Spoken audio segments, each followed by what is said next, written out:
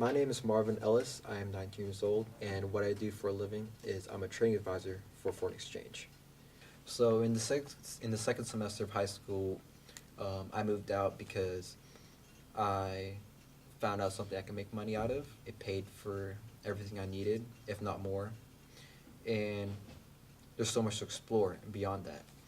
Um, because of that, I wasn't really fixated on thinking about college and thinking about what courses I should do or what jobs I wanted to do because I was already fixated in trading. And trading is already so lucrative. There's so many ways to go about it and how to do it. But for me, I just saw it as a way to make money. It's a foundation. That's why I'm doing it because for some reason I've survived and I'm still doing it today. Which a lot of people um, don't, because 95% of people are not successful trading, and less than 1% keep it as a income as an income stream for a long period of time. So that was definitely against my odds because if a lot of people failed at it, that just makes it so much harder.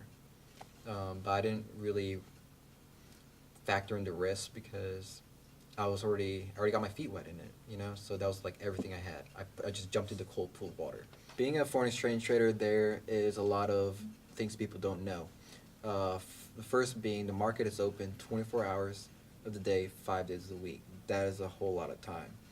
Um, and for me, being young, and this being my only job, I want to make it my primary job. I don't want to rely on anything else. I put my everything to it. So I'm usually up anywhere from 15 to 20 hours a day. I have alarm clocks for every 30, 45 minutes because sometimes I'm so tired I just want to close my eyes for a little bit, but I have to be up because if I trade's open, I can't be asleep because if I sleep and I oversleep, I'm either going to be really up in money or I'm going to be really, really negative in money. And when money's on the line, your mind's always like a bomb, it's ticking. And even when I'm not working, I always think of making money because it's 24 hours for 5 days a week. And that's the really hard part about being so busy-minded and being invested into something that works around the clock. So because trading is not something you can just learn out of a textbook or from someone, I truly believe in self-education. And because of that, and not going to school, I I'm almost forced to learn through my mistakes. And just like everyone, I'm pretty sure they know, learning through mistakes is the best way to learn things.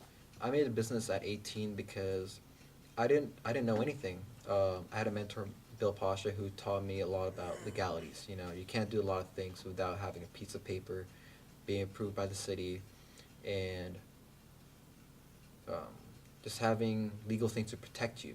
Because a lot of people, America's pretty known for being sue happy. Um, so he told me a lot of ways to protect myself and um, angles I should go about a business, because if it's involving money and investing in people, you have to protect yourself. You have to protect the people you're trading for, but also protect your livelihood, because that, for me, that was everything.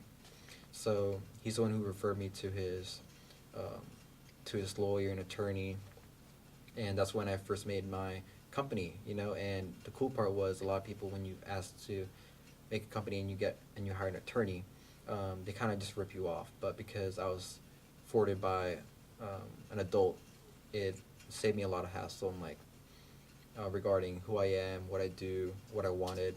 Why I'm so different from everybody else is because I'm very outspoken. I'm very blunt, and I talk to strangers a lot. A lot of people are afraid to raise their voice, or talk to someone next to you.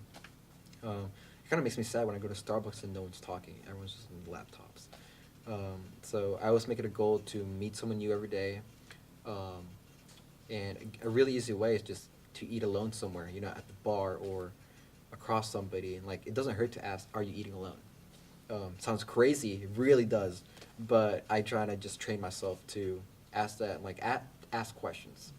A lot of people don't ask enough questions, and if you do, you get a lot more out of it. It's like it's just trying the possibilities. Sometimes they're really, really bad. Sometimes you don't know how good or how much better it can be.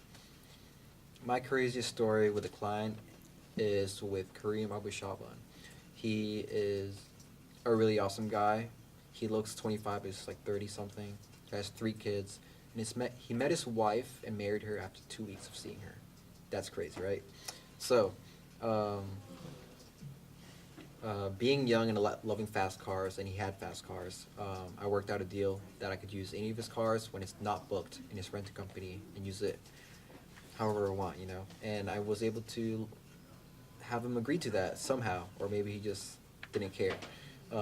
But one time he gave me his Porsche and it had really low brake pads. Before I drove it off the front of his house, I took a picture like, oh, what's this? What's this red light notification for the brakes? And he said, oh no, it's just fine. The brake pads are low, but it's good for 1,500 miles. I brought it to the mechanic. Now, I drove it for a good 3-4 days, so perfectly fine. But on the fifth day, I was going on a morning drive before I start trading and working. It's like how I take in, like, instead of doing chi like Asian people, I just drive and like take in the air, the nice morning smells and stuff. And I was driving in McKinney, and the brake pad failed on me, and I crashed. Now, we were talking about this car because it's a really nice Porsche 911, and he was talking about modifying it, putting a wing, tuning in new exhaust, like making it like a whole track badass car.